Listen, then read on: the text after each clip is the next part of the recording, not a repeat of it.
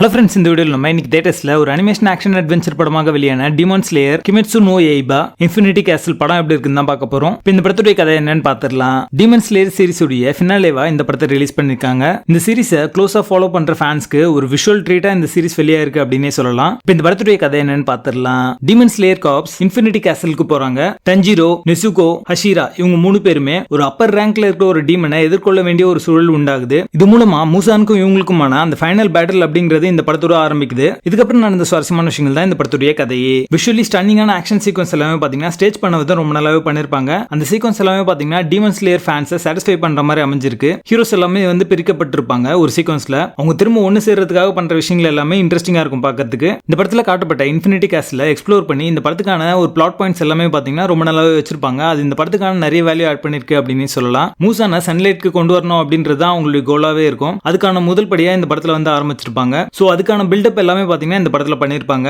Character arc and development ரொம்ப நல்லாவே பண்ணிருக்காங்க அப்படின்னே சொல்லலாம். சில டிராமா போர்ஷன்லாம் ஸ்லோவா இருக்க தான் செய்யுது. ஸ்டோரி பிளாட் பாத்தீங்கன்னா புதுசாவும் ரிஃப்ரெஷிங்காவும் இருக்கும் பார்க்கிறதுக்கு. மியூசிக்கல் ஸ்கோர் பாத்தீங்கன்னா நிறைய சீக்வன்ஸை எலிவேட் பண்ணி காமிச்சிருக்கு. பேட்டில் சீக்வன்ஸ் எல்லாமே பாத்தீங்கன்னா ரொம்ப நல்லாவே இருக்கும் பார்க்க. வாய்ஸ் ஆக்டிங் பண்ணவங்களும் பாத்தீங்கன்னா நிறைய சீக்வன்ஸை எலிவேட் பண்ற மாதிரியான ஒரு வாய்ஸ் ஆக்டிங் கொடுத்திருக்காங்க. ஃபிளாஷ்பேக் போர்ஷன்ல பாத்தீங்கன்னா இந்த படத்துல இருக்கிற கேரக்டர்ஸ்க்கான அந்த டெப்த் ரொம்ப நல்லாவே ஆட் பண்ணிருப்பாங்க. அனிம் லவர்ஸ்க்கு ஒரு பிரியாணி விருதா இந்த படம் வந்திருக்கு. படத்துடைய பேசிங் டீசென்ட்டா இருக்கும். 2025 வெளியான சிறந்த படங்கள்ல இந்த படமும் ஒன்று. இது ஒரு டாப் சினிமா, மிஸ் பண்ணாம பாருங்க. படத்துல அதற்கான இருந்தாலுமே வயலண்டான சீக்வன்ஸ்லாம் இருக்கு. சோ அதுக்கேற்ற மாதிரி பிளான் பண்ணிக்கோங்க. இந்த படத்துக்கு எங்களோட ரேட்டிங் 8.5 out of 10.